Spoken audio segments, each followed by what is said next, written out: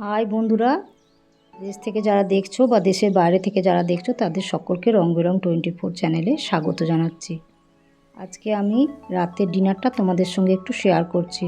এই দেখো, কড়াইতে তেল দিয়ে শুকনো লঙ্কা, তেজপাতা আর 5 ফোড়ন দিয়ে দিয়েছি। এটা আমি একটু কুমড়ো আলুর তরকারি করব আজকে, ছোলা দিয়ে।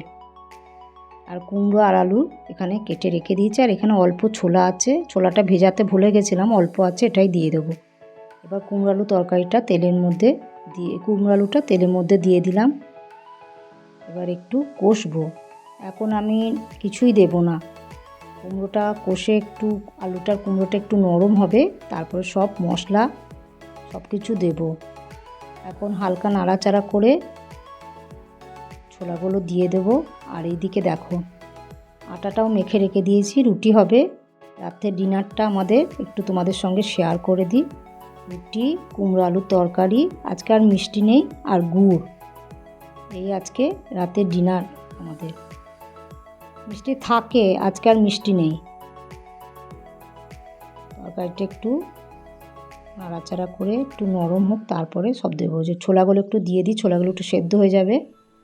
দিলে এবারে আমি হালকা একটু নাড়াচাড়া করে দিই, দিয়ে ঢাকা দিয়ে দেবো।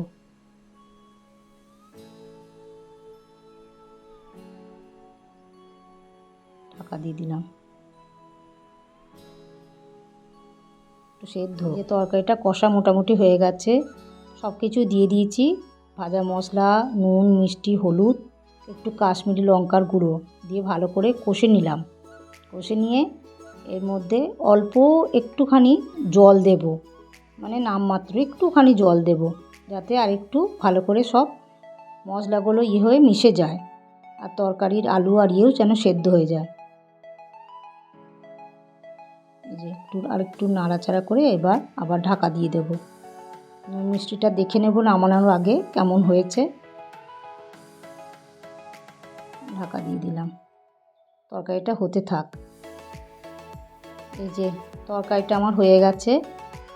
এবার আলু আর কুমড়ো সেদ্ধ হয়েছে নাকি দেখে তরকারিটা নামিয়ে নেব। তারপরে রুটিগুলো এক একটা করে সেঁকে নেব। তোমাদের সঙ্গে রুটিগুলো কী করে করলাম সেটাও দেখাবো। এই যে আলুগুলোও দেখে নিই, একটু কুমড়োগুলোও দেখে নিই, আর সেদ্ধ হয়ে গেছে। এবার আমি তরকারিটা নামিয়ে দেব। এবার রুটিগুলো একে একে বেলে নেব। রুটিগুলো প্রথমে কাগের রুটি করে, সেটা তো করাই হয় প্রথমে কাগের রুটিটা। এই যে প্রথমে কাগের রুটিটা করা হয়ে গেছে। এই দেখো, তোমাদের সঙ্গে শেয়ার করে নিলাম। প্রথমেই কাগেদের রুটি করে নিই। এই যে রুটিগুলো একটা একটা করে এবারে বেলে সেঁকে নেব। প্রত্যেকটি রুটি দেখানো সম্ভব নয়, কেননা ব্লগটা প্রচুর বড় হয়ে যাবে বলে প্রত্যেকটি রুটি দেখানো সম্ভব নয়। রুটিগুলো মানে আমি গরম জল দিয়ে মাখি, তো ওই জন্য যেমন নরম হয় তেমন খেতে খুব সুন্দর হয়, আর ফোলেও খুব সুন্দর, প্রত্যেকটি রুটি ফোলে। তোমাদের সঙ্গে দু একটা রুটি মানে বেলা আর সেঁকা দেখাচ্ছি, তোমাদের সঙ্গে শেয়ার করছি। এই দেখো, এই রুটিটা দেখো, বেলতে যেমন মজা, মাখা ভালো হলে বেলতেও খুব মজা লাগে। দেখো পুরো গোল আর খুব সুন্দর হয়ে মানে বেলা হয়েছে, পুরো গোল হয়েছে, খুব সুন্দর। দেখো, দেখলেই বুঝতে পারবে তোমরা। এই যে এখন আর শেষের দিকে রুটি করতে মানে করা দেখাতে চলে এলাম। দুটো রুটি আছে, আর তোমাদের সঙ্গে শেয়ার করে নিই। আর এই রুটিগুলো যত মানে তোমরা মানে মাখার সময় যত ঠেসবে তত খেতে ভালো হয়।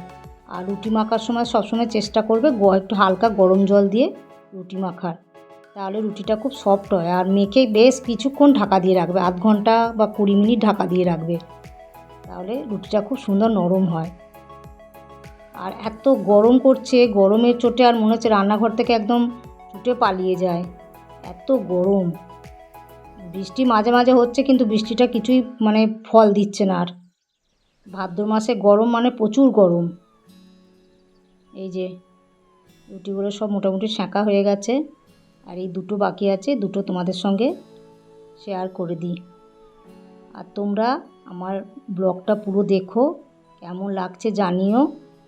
তোমরা সাবস্ক্রাইব করো, লাইক করো, শেয়ার করো, আর কমেন্টে জানিও ব্লগগুলো কেমন লাগছে। তোমরা ব্লগগুলো পুরো দেখো আর কমেন্ট করো আমাকে। কমেন্ট না করলে আমি কিছুই বুঝতে পারছি না কেমন তোমাদের ব্লগগুলো লাগছে। এই দেখো, এই রুটি ছাঁকা হলেই আমার কমপ্লিট হয়ে যাবে। চলো এবার ডিনারটা সেরে নিই।